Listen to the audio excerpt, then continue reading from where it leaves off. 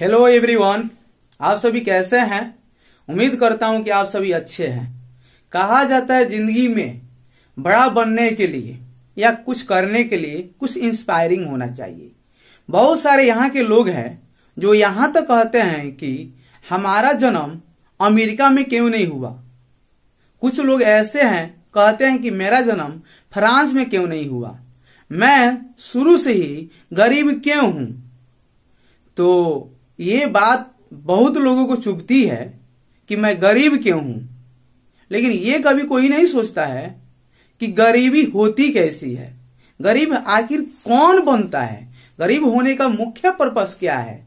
क्या हम भी किसी चीज को, किसी बात को, किसी आइडियल को समझ ले, किसी बात को, बड़े लोगों की बात को देखकर, उससे सीखकर हम भी अपने जिंदगी में इंप्लीमेंट करें, अप्लाई करें, तो क्या हम भी सक्सेसफुल नहीं हो सकते हैं। यस, मैं कहता हूं कि आप जीवन में जरूर सक्सेस हो जाएंगे, क्योंकि कहा जाता है बड़ों की रास्ते फिर चलने वाले हर इंसान बड़े जैसे हो जाते हैं। कहा जाता है यदि बाहर की वातावरण में कुछ अच्छा चीज देखना चाहते हैं तो पहले दिमाग के अंदर खुद का वातावरण को देखे।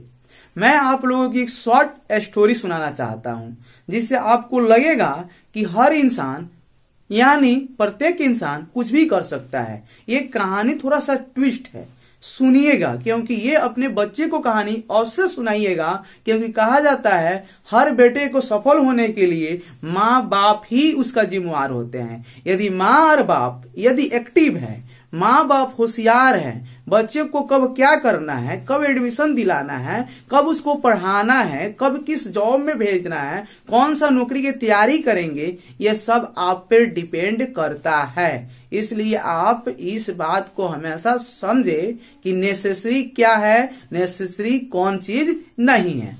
तो सुनिए, एक बच्चा था जिसने क्या हुआ कि जन्म जब लिया तो उसका पापा मर गए। कुछ समय बाद क्या हुआ, उसकी मम्मी ने दूसरी शादी कर ली। अब दूसरी शादी करने के बाद क्या हुआ, जो औरत थी यानी बच्चे की माँ जो थी, उसने क्या किए, अपने नानी के घर उस बच्चे को रख दिया।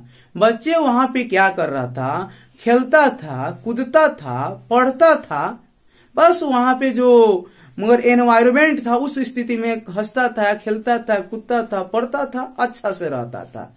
लेकिन दुर्भाग्य बस उसकी जो सौतेले पिता थे वह मर गए। अब सौतेले पिता मर गए तो फिर उसकी मम्मी किसी कारणवश वो अपने बच्चे के पास चली आई। बच्चा क्या होता था, उस समय मात्र वह 9 वर्ष के था। उसने क्या किया, उस बच्चे को स्कूल छुड़ाकर खेतों में काम करने के लिए भेज दी।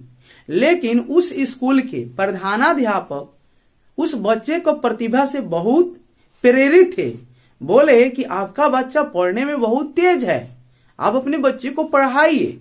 लेकिन वहां भी उसकी मम्मी बोली यहाँ खाने के लिए नहीं है तो बच्चे को पढ़ाए कहां से, खाने के लिए नहीं है तो बच्चे को पढ़ाए कहां से। लेकिन क्या हुआ कि वह बच्चा पढ़ना चाहता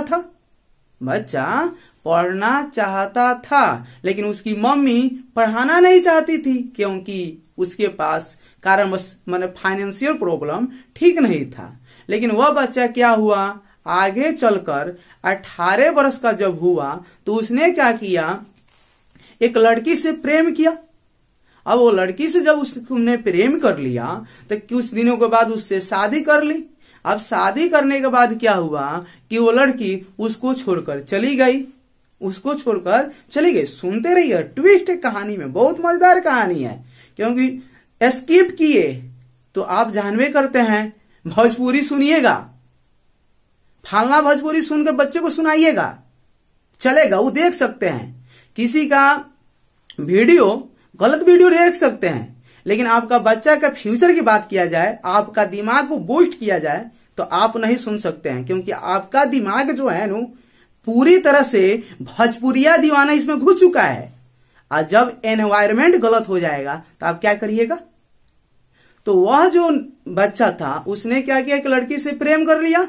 प्रेम करने के बाद उससे ही लड़की से शादी हो गया। शादी होने के बाद उस लड़का को छोड़कर चला गया। उस बच्चा जब से जन्म लिया तब से ही उस पर कठिनाई उत्पन्न हो गई। आप सभी जानना चाहते हैं वह बच्चा का नाम क्या था? आप भी सोचते होंगे वो बच्चा का नाम क्या है, नाम तो जरा बता दीजिए। तो मैं आप सभी उस बच्चा का नाम बताना चाहता हूं। उस बच्चे का नाम न्यूटन था। अचंभा लगा नू, उस बच्चे का नाम न्यूटन था जिसने इस दुनिया को बदल डाला।